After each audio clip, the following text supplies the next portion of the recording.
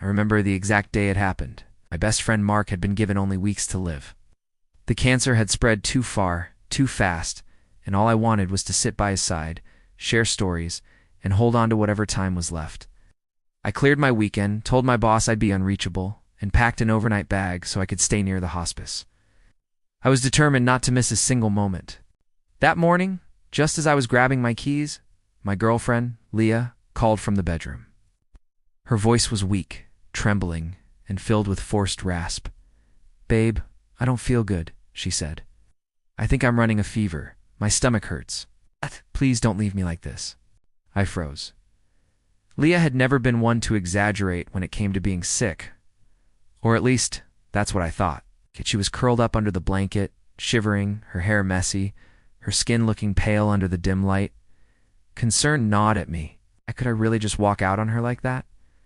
She reached for my hand and whispered, "I need you right now, please." My chest tightened. Two people I cared about were pulling me in opposite directions, one lying in a hospice bed, the other begging me not to leave. I sat down on the edge of the bed, torn in two. "Leah, I promised Mark I'd be there," I said softly. "He's running out of time." She shut her eyes and groaned dramatically. "So I don't matter?" she asked. "If I'm sick, you'll just abandon me for someone else? What kind of partner does that?" The guilt hit me like a hammer. Leah made it sound like leaving her meant choosing someone else over her. She coughed, covered herself deeper in the blanket, and sighed. "If you go, I'll just suffer alone. But I guess that's fine, right?" I stayed. Against every instinct telling me I should be at Mark's side, I stayed. I sat with Leah on the couch, made her soup, brought her medicine, and rubbed her back as she groaned and complained. She wouldn't let me out of her sight, not even for a quick call to check in on Mark. Every time I reached for my phone, she'd ask me to hold her hand. By nightfall, she had perked up, her color returning far too quickly for someone who'd spent the day deathly ill. She laughed at a video on her phone, scrolled through social media, and ordered food because soup wasn't enough. She didn't look sick anymore. That was when my stomach dropped. Something wasn't right. I checked my phone and saw missed calls from Mark's sister. My heart sank. I had missed the chance to see him that daytime. I would never get back. I turned my eyes back to Leah. She was lounging, smiling faintly, completely fine. And in that moment, a cold realization sank in. She had faked it. She had kept me from my dying friend on purpose. And I knew then I wasn't going to let it go.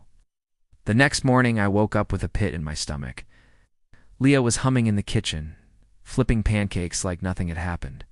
No fever, no stomach pain, no trace of the illness that had supposedly crippled her yesterday. She looked radiant, hair-brushed, wearing one of her nicer tops like she was about to head out. I studied her silently. "Feeling better?" I asked. She glanced over her shoulder with a grin. "Oh, so much better. Must have been a 24-hour bug. Crazy, right?" She winked and slid a plate in front of me. "See, I'm tough." I forced a smile, but inside, anger simmered. A bug doesn't vanish the moment you've gotten your way, and that nagging voice in my head wouldn't shut up. She faked it. She kept me from Mark for no reason other than control. After breakfast, while she showered, I picked up her phone. I knew it was wrong, but the itch to know the truth was unbearable. Sure enough, the notifications told their own story. Instagram posts of her friends at a bar last night, all tagged together. A group selfie, time-stamped for the exact hour she claimed to be curled up in agony on the couch. And right there, clear as day, Leah in the background of one of the shots, smiling, drink in hand. My blood ran cold. She hadn't been sick. She'd lied so I wouldn't leave. Worse, she had gone out partying while I sat there, believing her sob story. Missing the final hours I could have spent with Mark, my hands shook as I put the phone back exactly where I'd found it. When she came out of the bathroom, wrapped in a towel, she looked at me with that same easy smile. "What do you want to do today? Maybe go shopping?" I feel like celebrating after feeling so gross yesterday. Celebrating.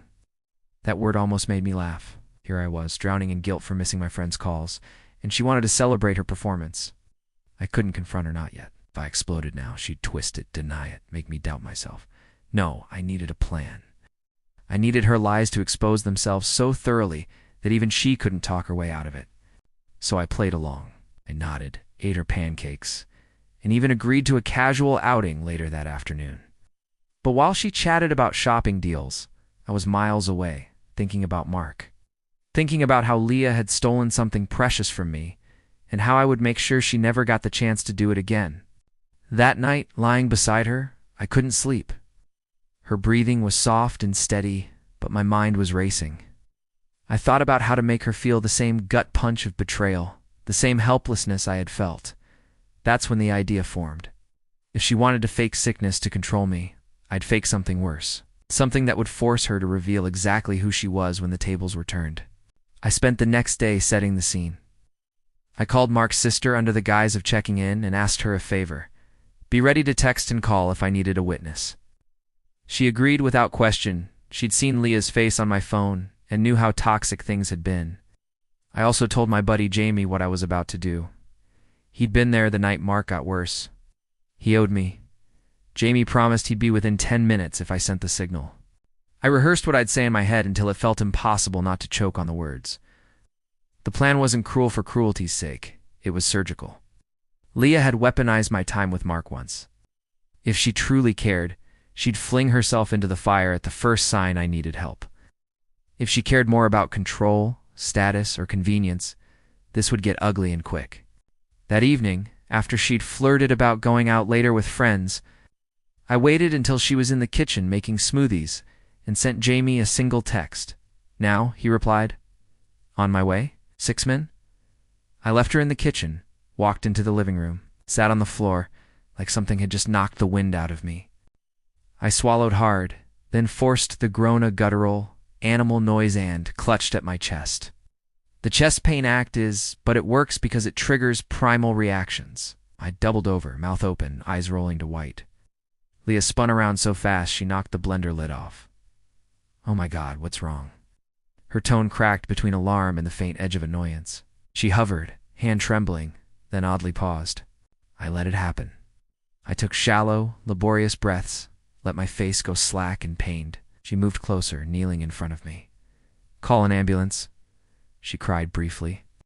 Her fingers hovered over my phone on the coffee table, but rather than dialing 911, she grabbed her own phone instead.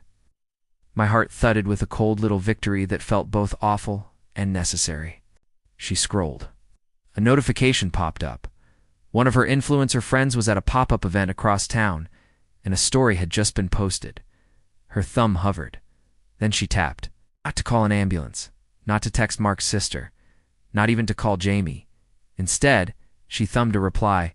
Ugh, I'm stuck. Maybe later. And then giggled at a meme. A second I thought I'd misread the signal. Maybe she was freezing in shock. Maybe her brain was short-circuiting. I escalated, moaned louder, tried to push myself forward, made the wheeze that sounds like panic. Her face betrayed something in that moment, not only indifference, but irritation. She put her hand over my brow in a practiced, perfunctory way, more like smoothing a wrinkle than checking for fever. Do you want me to call someone for you? She asked, and it sounded like someone asking whether I wanted them to pick up milk on the way home.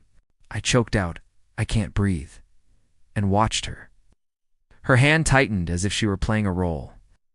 Then her phone buzzed, a text from a friend asking if she wanted to meet for drinks right now. She glanced at the door as if calculating the risk, as if my collapse was an inconvenience on her timeline. She surprised me. She stood up, folded her arms like a bored theater critic and said, I'll stay until you calm down. But I'm only staying 30 minutes. I have plans. She checked her watch with the same casual cruelty she'd used the night before when I'd told her Mark's condition. I felt something small and steady break inside me. Jamie's knock on the door came 2 minutes later, just in time to see Leah smooth her hair, apply a weak smile to my stricken face, and text her friend. Running late? I'll be there in half an hour. That was the choice. The line was clear as a bell. When push came to shove, she chose the lights, the scene, the convenience. Not me, not Mark, not whatever might have been real between us. I kept my breath shallow, let the actor's cough sound convincingly bad, and watched Leah step toward the coat rack as if rehearsing an exit. I knew then that what I'd faked would force her hand and that every witness who arrived would see the truth in real time. Jamie stepped inside just as Leah was slipping on her jacket.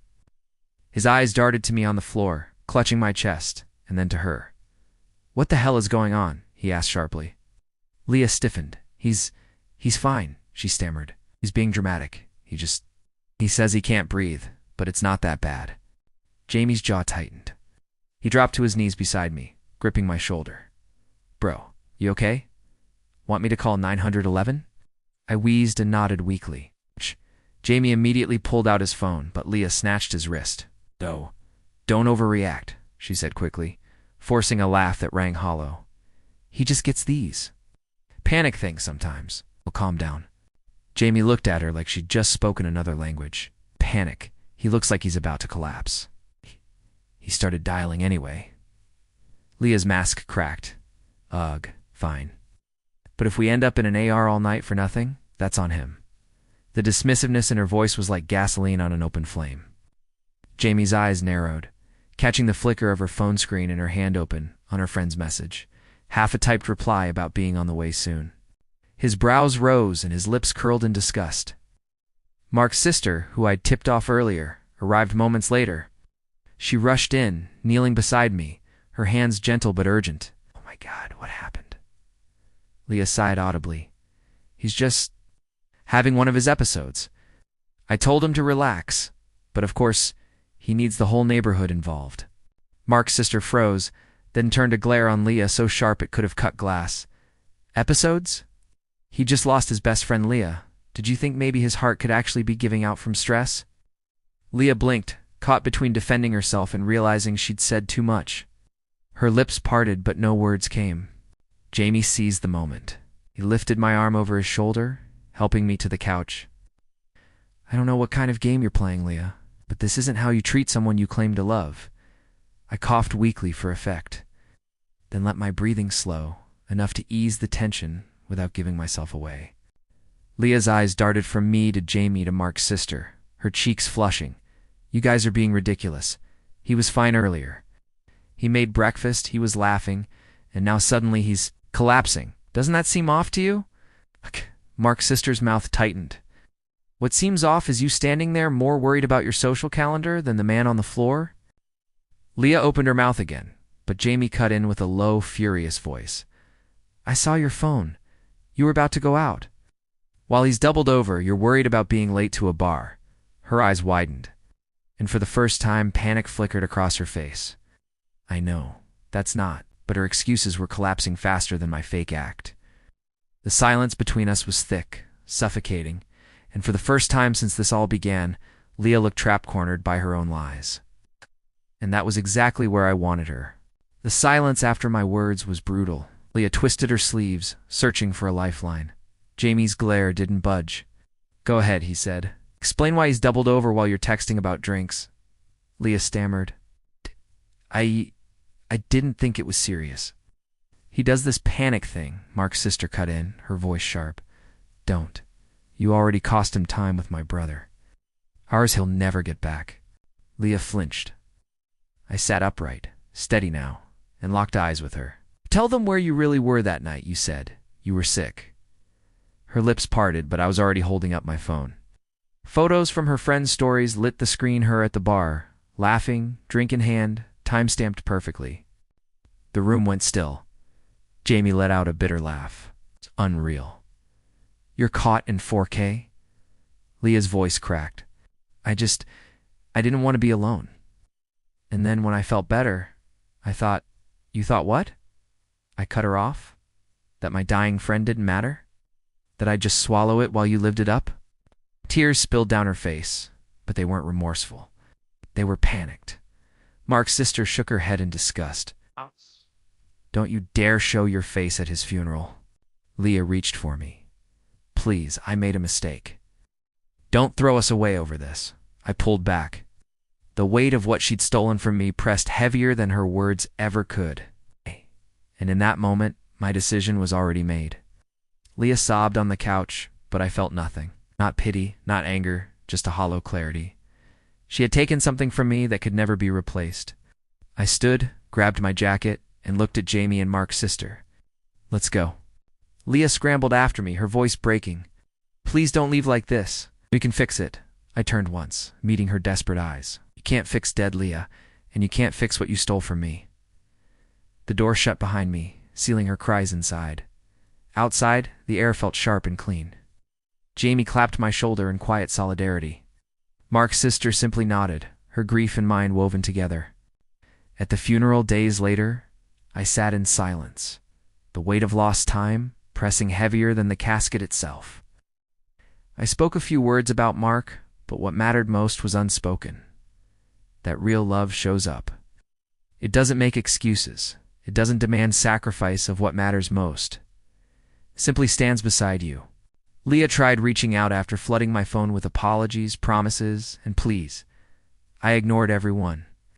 Eventually, the calls stopped. I didn't need closure from her. The truth had been closure enough. In the end, I learned something Mark always tried to teach me. Time is the one thing you can never get back. I lost precious moments because of Leah's selfishness, but I refused to lose myself to it too.